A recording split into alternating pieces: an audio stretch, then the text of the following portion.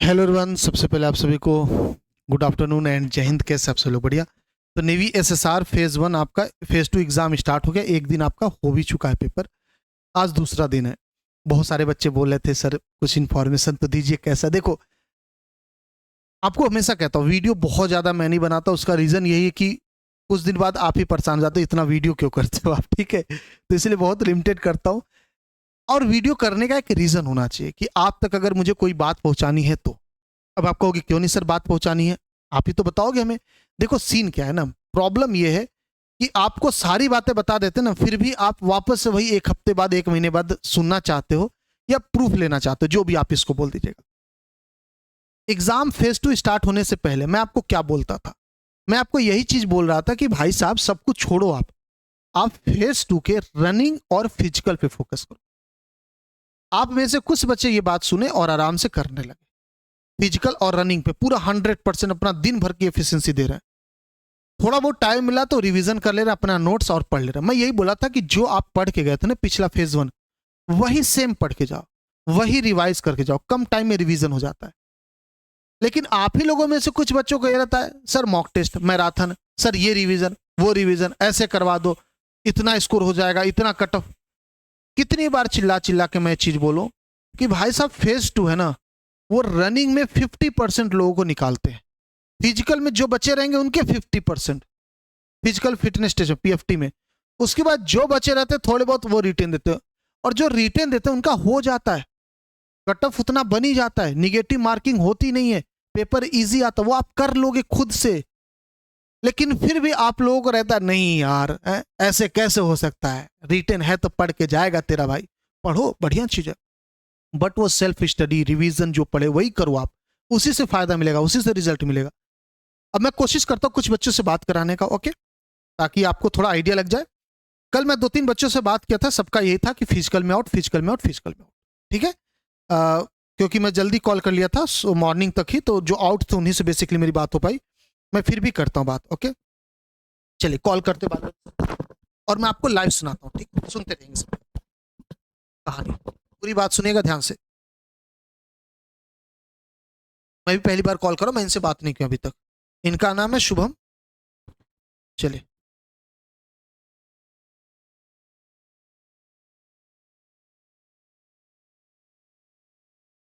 शुभम, नमस्ते नमस्ते। कैसे हैं? अच्छे हैं? हम्म। कैसा क्या? अच्छा गया। फिजिकल क्या था पहले? ये गया था आईएनएस इंडिया के चाणक्यपुरी। और कितने बच्चे गए थे आपके बैच में, कितने?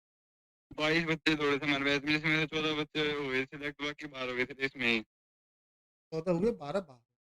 फिजिकल में हम्म। कितने, पीएफटी में कितने गए बाहर?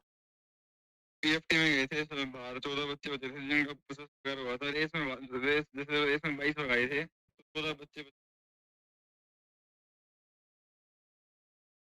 तो चलिए बढ़िया, क्या शाम तक रुके थे, मेडिकल वगैरह हो गया? Medical fit. ओहो, कॉन्ग्रेचुलेसन फिर। कहाँ, स्टेट कौन सा है?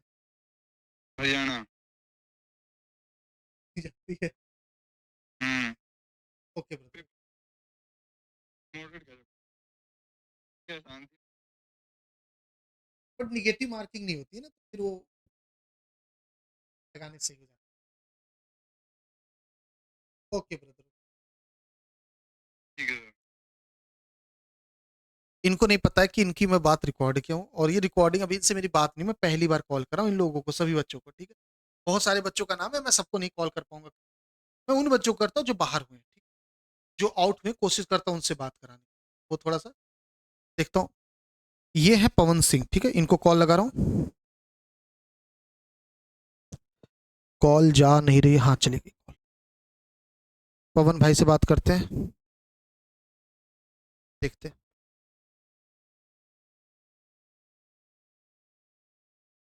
चलिए, उठा लो भाई उठा लो। लग रहा है भाई का हो गया, पार्टी कर रहा है।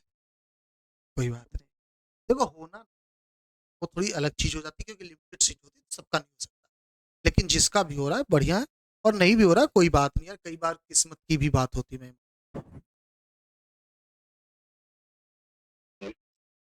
पवन जी कैसे हैं? बहुत बढ़िया की बढ़िया। अच्छा फेज 2 कैसा गया?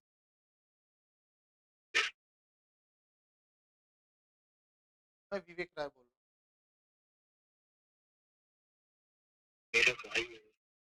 अच्छा आपके भाई जब आएंगे तो बात करें। ओके।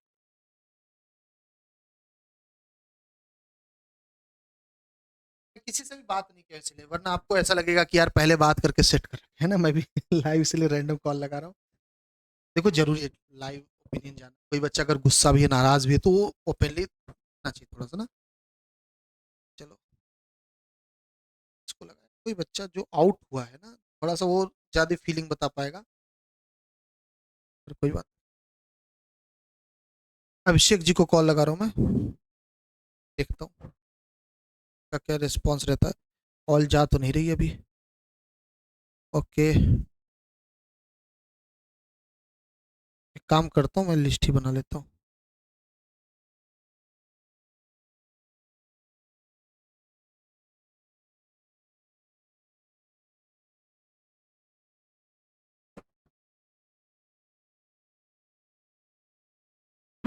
ऐसा क्या फिर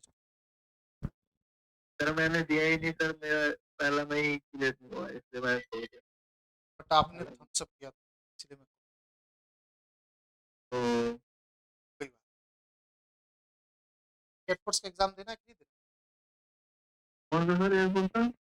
फॉर्म भरे हो आप ऑफलाइन एयरफोर्स वाला? 18 अक्टूबर को जो exam है? ऑफलाइन वाला नहीं सर, मैं तो फिलहाल अभी फिर से नेवी का दूंगा। लेकिन एज लिमिट क्या है? सर अभी तो मेरा 2004 ही है ना सर, ये पहली बार मैंने। ओके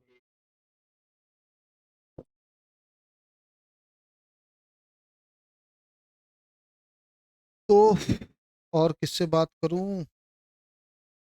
चलो अजीत से बात करता हूँ फिर।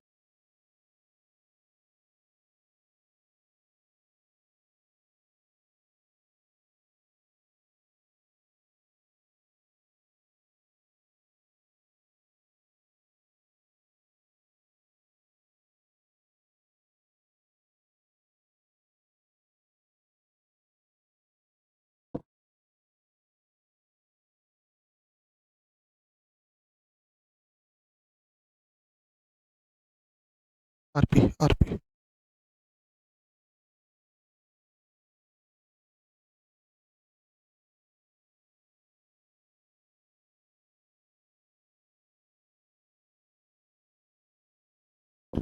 उठाते हैं देखते हैं।